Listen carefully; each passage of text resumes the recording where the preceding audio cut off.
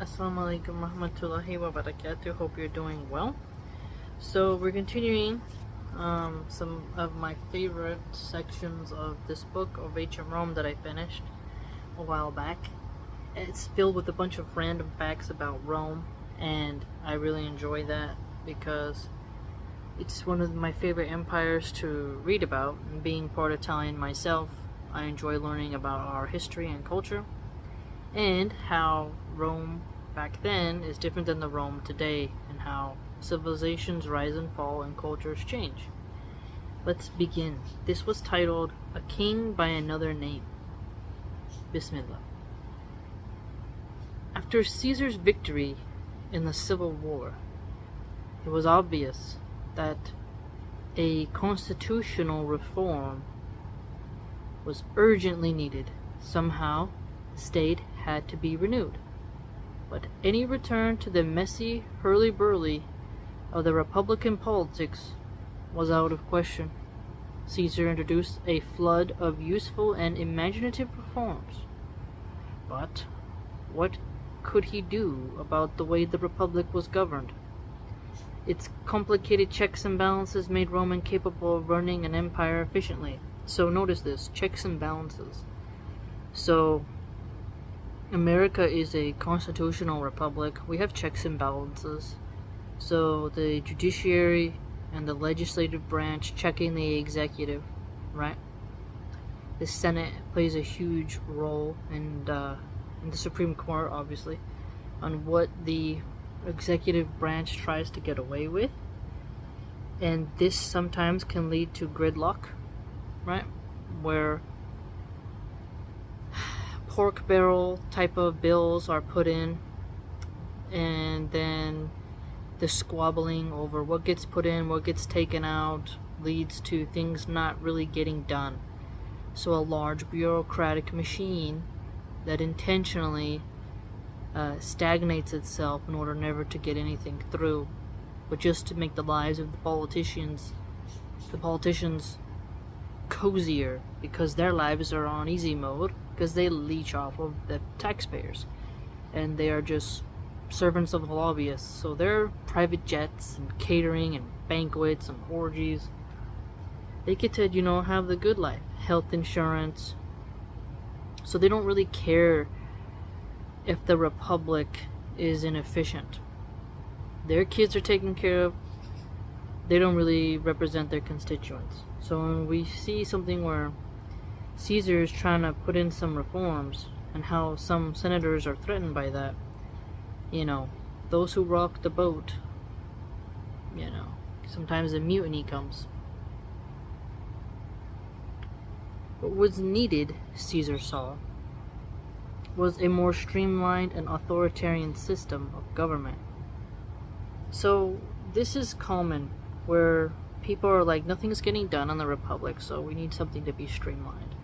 And that's a lot of the times where authoritarian systems come in, where you want just fast track to get things done.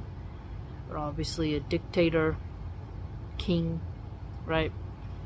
They can get out of line and things can go AWOL and go just to disaster.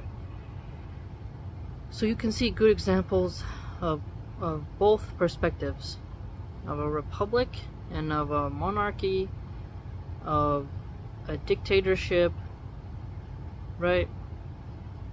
You can kind of see how the good and the bad can arise from either system. He already had full executive powers, and he meant to keep them. Even if he had wanted to retire, he knew that he would not be left in peace as Sulla had been.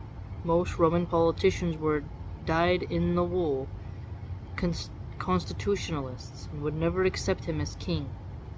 So you always hear, who knows how true it is, if Caesar actually wanted to be king/dictator, but they certainly used that as an excuse to execute him.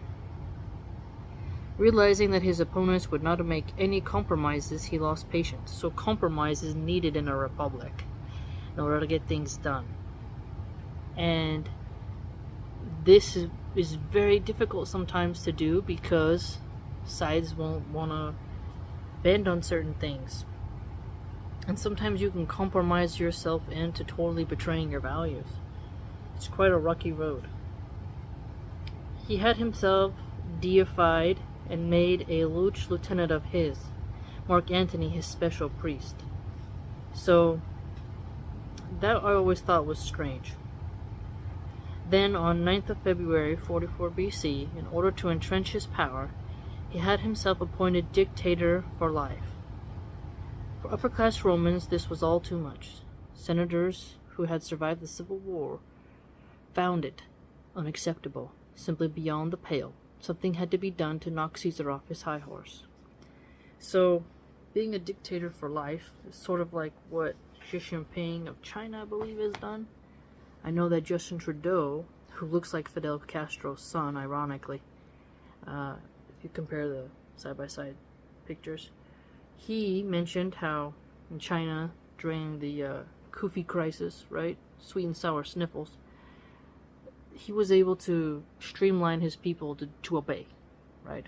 Meanwhile, Canada had the trucker protests, and people were like trying to have control over their bodies, and rightly so, and believing that a university requiring you to inject something into your body or a job was violation of bodily autonomy and not necessarily an overreach of government.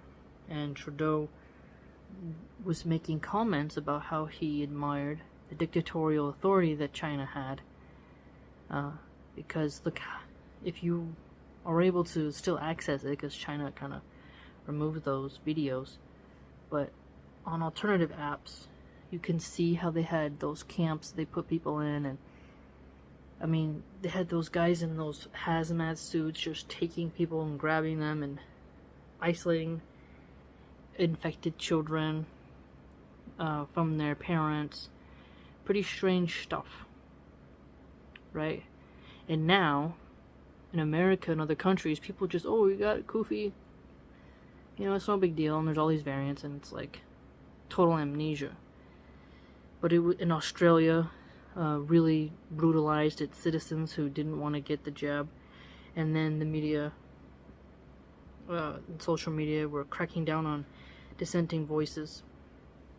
So when you see how people don't want someone to declare themselves dictator for life, people have gotten mad at Russia, Putin, and for Xi Jinping and Castro and figures like that, who wanted to be there longer than usual, right? So when we see accusations being thrown at Caesar, right, that, you know, he's gonna abuse his power, and that's what led to his shanking on the Senate floor, we can see, like, well, you know, in real life, the same patterns just continue. And people now say Trump wants to do like what Caesar did, wants to be president for life. You see the same patterns over and over and over. It's quite interesting. It's even more interesting how that thing that Caesar did happened in a republic. People are accusing Trump of wanting to do that. I don't see that, but, you know, liberals having a meltdown, saying Trump wants to be dictator for life, president for life, which I've never heard him say, and I don't see evidence for, really. But people using that as a justification to harm someone. So it's quite strange. And harming Trump is trying to get anything to put him in jail and, you know, harm him that way. Instead of doing a Caesar deed on the Senate floor, they just use litigation to drain your finances, ruin your reputation in history, right? So they take you out in another way that is less bloody, but very damaging nonetheless, right? It's really interesting when you just look at how complications arose in the Roman Republic with their senators, and how they wanted, you know, there's this shift going more authoritarian today. I want a more authoritarian system, because we've had so much liberalism and decay that crime and drug use and prostitution and gangs are just literally out of control, and life for the everyday American is nasty, brutish, and short, as Hobbes would say. And that's in the state of nature for Hobbes, but America is getting so many Swiss cheese pockets of crime that people are going to call out for something more authoritarian. And that's what liberals fear. They thought they could have a different kind of classical liberalism, but that turned into progressivism and leftism. And now you're seeing this struggle. Either way, I think that the future is going to get more authoritarian, but it could be authoritarian in a good way or more with artificial intelligence oppressing humans. With a globalized, unelected leadership. Right? No more national, local ruling, more of a globalized, top-down type of system that doesn't represent the people at all. At all. Let me know what you think, because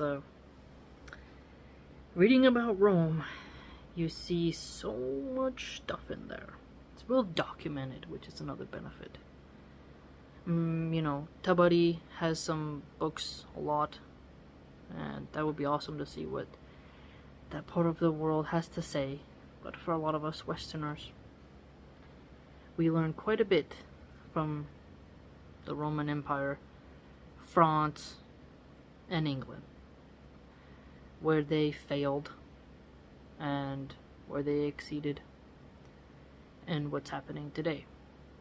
Let me know what you think. If you'd like to join my blog, it's www.subscribestar.com/MilahanArchive. Hope to see you there.